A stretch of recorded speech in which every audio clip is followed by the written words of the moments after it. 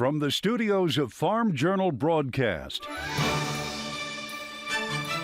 this is U.S. Farm Report. Welcome to U.S. Farm Report this weekend. I'm Tyne Morgan, and here's what's in store over the next 60 minutes. USDA's first net farm income forecast for 2024 showing a dramatic drop. Well, it's another shocker from USDA. As sustainable aviation fuel and renewable diesel tries to take flight, has crush capacity been slow to come online? Oh, absolutely. But it's, building new crush plants really is a very, very difficult thing. How much is demand set to grow? We explore that in our roundtables.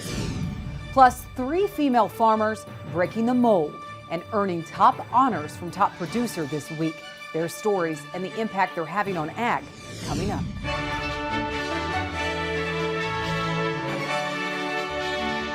U.S. Farm Report, presented by Pioneer. What's next happens when experience meets expertise. Pioneer. What's next happens here. Now for the news. After last month's supply and demand report from USDA shocked the markets with revision to 2023 yields, all eyes were on South American production in USDA's latest WASDE report just released this week. USDA making cuts to Brazil's corn and soybean crops, but not by much on the soybean crop. For Argentina, no changes were made compared to the January forecast. The agency also making some revisions to U.S. stock numbers, which all came in higher than the market anticipated. Corn stocks up 10 million bushels from last month to 2.1 billion. Soybeans up 35 million to 315 million, and that's on lower exports. And wheat also up 10 million bushels to 658 million. Well, big news for row crop farmers this week. Farmers may not be able to use dicamba this growing season following a federal court ruling in Arizona.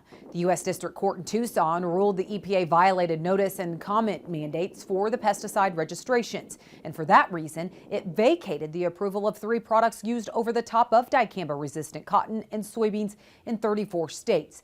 The court acknowledged the herbicide's benefit in controlling resistant weeds, but says EPA did not follow procedures and failed to assess risks and costs for non-users of dicamba. The companies Bayer, Syngenta, and BASF could appeal to the Ninth Circuit Court. EPA could also quickly review the herbicide environmental and economic impacts, but getting that all done before planting starts would be difficult. There's also a chance the herbicide could get emergency authorization from EPA. It's also key to note that this was the same court that vacated dicamba use in season a couple years ago.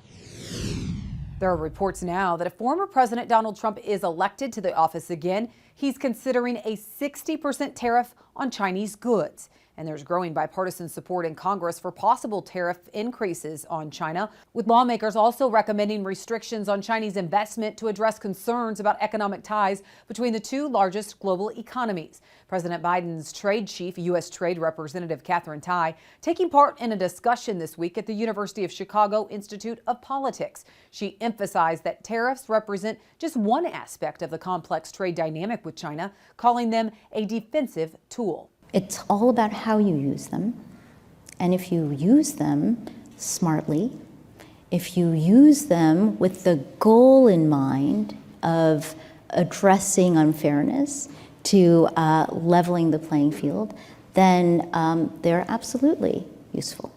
Tai went on to say that the Biden administration's offense includes investing in the U.S., including in infrastructure, computer chips, and science, along with research and development in clean energy technologies.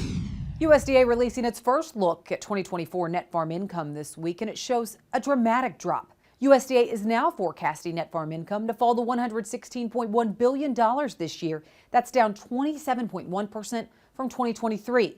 Net farm income is a broad measure of profits, and as you can see from the chart showing USDA's projected net farm income this year compared to the net farm income picture in previous years, this would mark 2 consecutive years of falling net farm income. We caught up with Farm Journal Washington correspondent Jim Wiesemeyer during Top Producer Summit this week. He called the forecast another shocker from USDA, saying the expected $40 billion drop this year, combined with the $26 billion fall in 2023, shows the price-cost squeeze that farmers are feeling right now. I don't know whether that's a signal when USDA has their Ag Outlook conference, whether that's going to signal much lower prices that are built into that forecast. I can't predict that, but that's some of what traders are asking me after they saw the farm income numbers.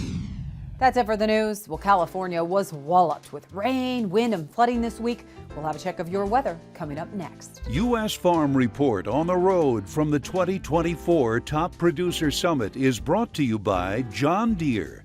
For generations before and generations to come, John Deere is part of your farm and your family. Whatever your equipment and technology needs, John Deere has the tools to help grow your farm. By Smart Nutrition MAP Plus MST. From the ground up, see this Smart Nutrition MAP Plus MST sculpture come to life. Witness the power of your soil this season. And by Taranis, moving the acre forward. Every acre tells a story. Find yours at acreforward.com. That's acreforward.com.